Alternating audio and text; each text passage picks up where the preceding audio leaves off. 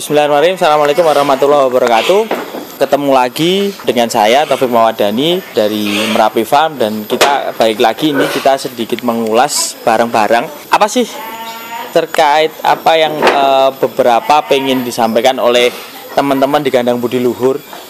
Kita pengen tahu seperti apa pejantan, terus kemudian bagaimana sih kegunaan pejantan, dan harus bagaimana toh pejantan itu ada di kandang kita sehingga dia punya daya tarik. Nah, kalau dia punya daya tarik, dia punya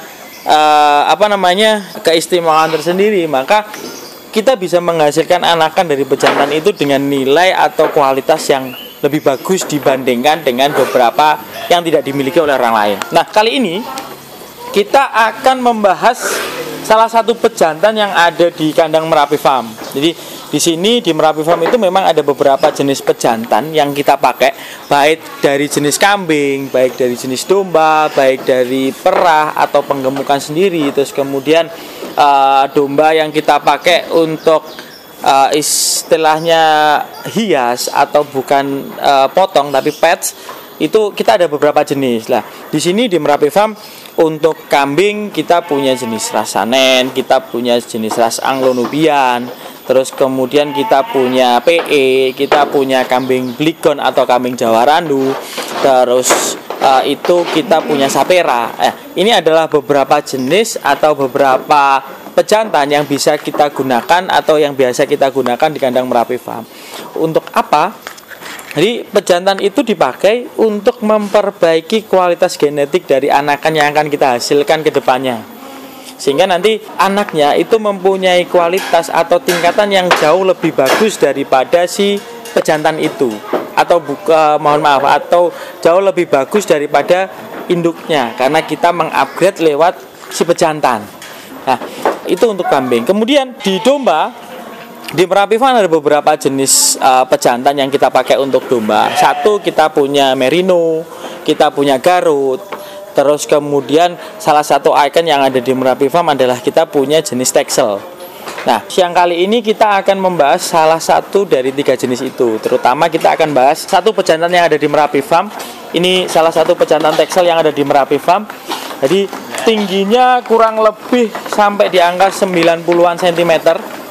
Nah, di angka 90 cm ini pejantan Texel ini punya berat kurang lebih 120 sampai 130 kilo. Ini menjadi salah satu ikon atau menjadi salah satu jenis kambing atau jenis domba terbesar yang ada di kandang Merapi Farm. Nah, pejantan ini sedikit spesial. Kenapa spesial? Karena tidak semua orang punya pejantan yang seperti ini, kecuali pejantan-pejantan dengan terah impor ya, macam Awasi, Dorper, terus kemudian pejantan-pejantan besar yang lain itu mungkin bisa sebesar ini. Tapi untuk ini jenis-jenis lokal ini tidak banyak yang punya pejantan yang sebesar ini.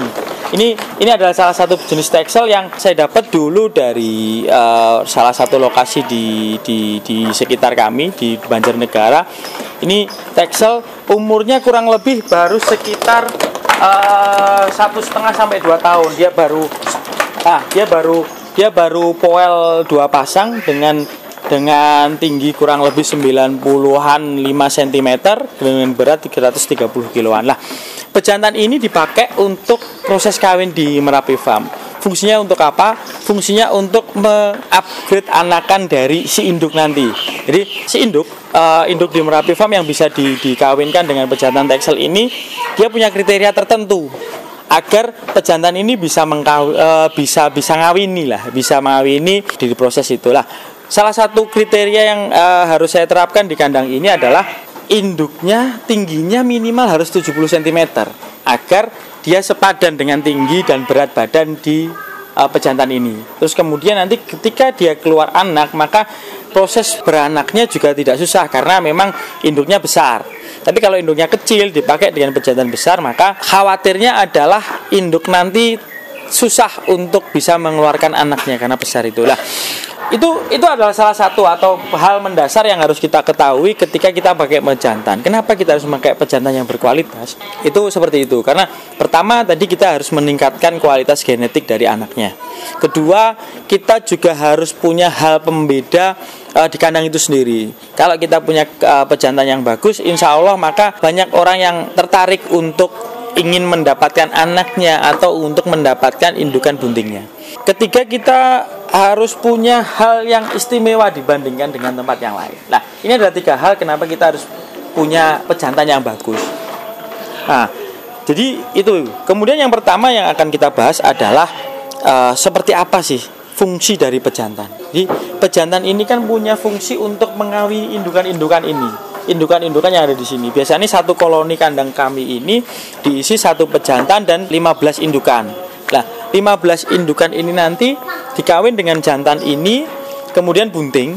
Itu ada 2 opsi yang bisa kita kerjakan. Satu, kita jual induk dalam bentuk bunting, atau yang kedua kita bisa jual anakannya. Nah, indukan yang kita jual bunting, posisi bunting, maka nilainya atau harganya pasti akan naik dengan harga umumnya, karena si pejantan ini punya nilai tersendiri.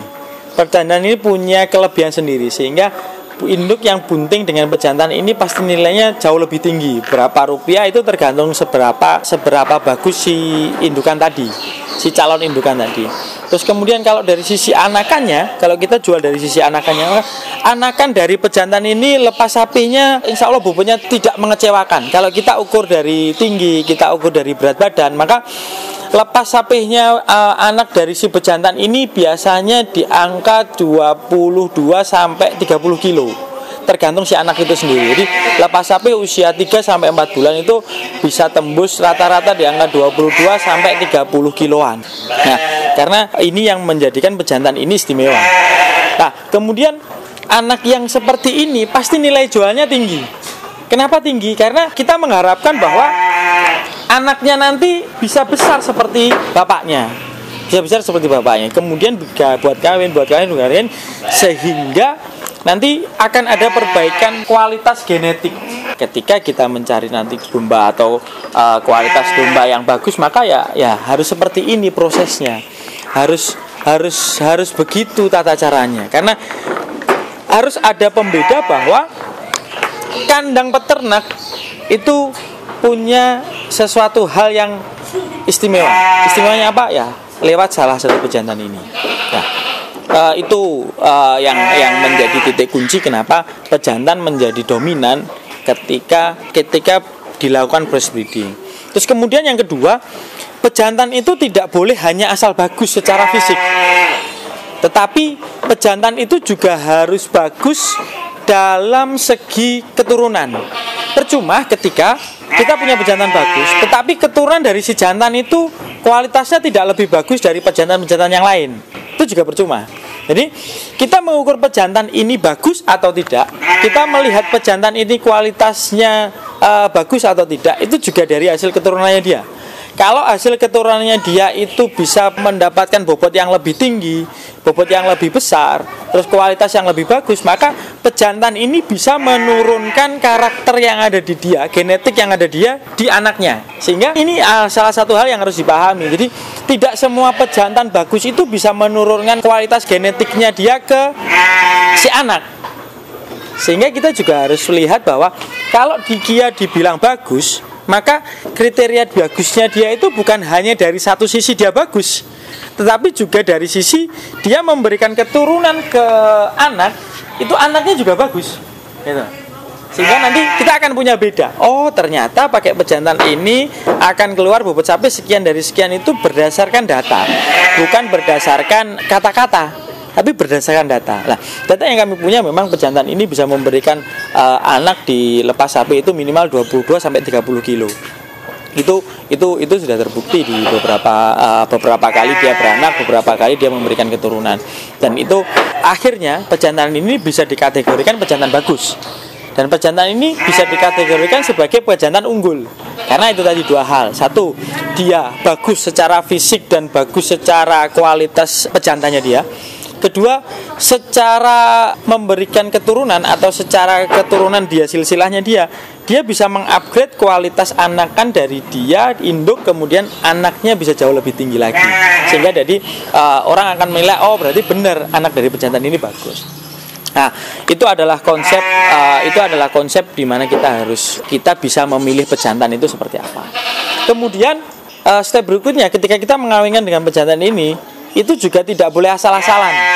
Kita harus mengawinkan dia dengan indukan sebisa mungkin dengan genetik yang lebih bagus. Tidak kemudian domba sayur, domba sembelian itu dikawinkan dengan dia. Karena itu akan menjadi sia-sia, karena nanti dia tidak akan bisa mengoptimalkan kualitasnya dia. Sehingga kita harus mengawinkan dia dengan indukan yang satu mungkin tinggi badannya sedikit lain daripada yang lain. Tinggi badan kalau saya kawinkan dengan di pejantan ini kurang lebih minimal 70 cm. Terus kemudian atau kita kawinkan dengan merino. Karena apa? Merino punya kualitas daging yang bagus. Terus kemudian kita kawinkan dia dengan domba Garut agar anakannya atau liter size-nya bisa lebih tinggi. Terus kemudian yang berikutnya setelah kita proses mengawinkan dan lain sebagainya, maka kita juga harus menghitung proses jangka panjang kita dalam beternak. Karena apa? Karena dalam proses satu siklus kawin sampai dia darah, bunting, kemudian beranak sapi, itu kita mempunyai cost yang tidak jauh berbeda ketika kita memakai kualitas pejantan yang bagus dengan indukan yang bagus. Maka costnya tidak jauh beda. Kalau mungkin kita pakai indukan lokal yang mungkin tidak terlalu besar, maka bisa jadi costnya mungkin sehari 2.000 atau 2.500. Kalau kita pakai yang bagus paling costnya Rp3.000. Tetapi bayangkan bahwa jangka waktu yang kita pakai itu adalah sama. Jadi waktu kita memelihara dari darah sampai ke beranak itu sama. Kita mau pakai yang bagus, kita mau pakai yang tidak bagus, itu proses waktu kita sama. Biaya yang kita keluarkan secara operasional sama, tenaga kerja sama, biaya mungkin kalau ada yang cari rumputnya sama. Kalau yang beli pakannya tidak jauh berbeda, karena perbedaan itu terjadi karena adanya perbedaan berat badan aja. Sehingga karena perbedaan berat badan akhirnya konsumsi makannya dia berbeda.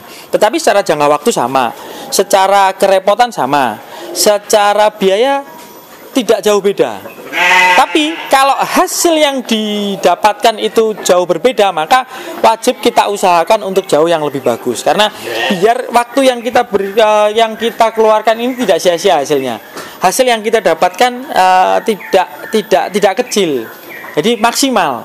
Nah dari situ makanya kita harus memilih bahwa kualitas ketika kita mau membreeding, maka kita pakai dengan pejantan yang bagus, kita pakai indukan yang standarnya menengah ke atas, sehingga nanti dengan proses yang panjang ini, dengan proses dan biaya yang relatif lebih besar ini, kita bisa menghasilkan anakan yang lepas sapi harganya lebih tinggi. Bayangkan misal kita memelihara domba breeding dengan pejantan biasa, induk juga biasa, waktunya sama, kurang lebih kalau kita anggap bahwa proses kawinnya dia itu kurang lebih 1-2 bulan atau 2 bulan, buntingnya dia 5 bulan, 7 bulan, sapinya dia 3 bulan, maka waktunya 10 bulan.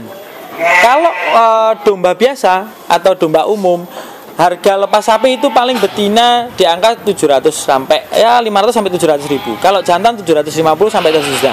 Ketika kita menggunakan breeding dengan kualitas yang bagus seperti ini, insya Allah kita bisa jual betina dengan umur yang sama, harganya jauh beda. Betina di sini anakan dari ini biasanya laku di angka 1,5 sampai 2 juta. Kalau jantan itu biasanya laku di angka 2,5 sampai 3,5 juta. Mari kita lihat, dari situ sudah ada perbedaan bahwa hasil jantan selisihnya bisa sampai 1 juta. Hasil betina selisihnya bisa sampai 750 ribu dengan biaya operasional yang sama, pakan yang tidak jauh beda, tapi kita hanya berinvestasi berbeda di pejantan dan di indukan. Jadi ini adalah tips bagaimana kita bisa mengelola breeding itu secara maksimal. Kalau tidak maksimal, maka proses breeding itu tidak akan menjadi menarik. Karena apa? Hasilnya kecil. Tapi ketika hasilnya maksimal, ketika hasilnya banyak, maka orang itu akan tertarik untuk breeding. Nah dari situlah maka mari kita mengajak teman-teman semuanya bareng-bareng dengan Kandang Budi Luhur bekerjasama dengan Merapiva. Mari kita kuatkan kembali proses breeding kita perbaiki genetik anakan breeding kita, sehingga kebutuhan kita terhadap domba, terhadap daging kambing, terhadap turunan-turunan dari domba ini bisa tercukupi lewat jumlah yang tidak terlalu banyak, tetapi dengan kualitas yang jauh lebih bagus. Ini adalah sedikit tips dan sedikit yang bisa kami ulas terkait dengan apa sih fungsi pejantan dan bagaimana proses pengawinannya di kandang Merapi Farm. Sedikit informasi ini semoga bisa bermanfaat buat teman-teman semuanya. Kita akan mengulas dan kita akan melihat segala hal sesuatunya dari sisi yang lebih baik, dari sisi yang lebih berkualitas, sehingga kita akan mendapatkan kualitas dan mendapatkan hasil yang lebih maksimal. Itu dari saya. Terima kasih. Mungkin kita akan bertemu lagi di lain waktu. Akhir kata, wabillahi taufiq wal hidayah. Assalamualaikum warahmatullahi wabarakatuh.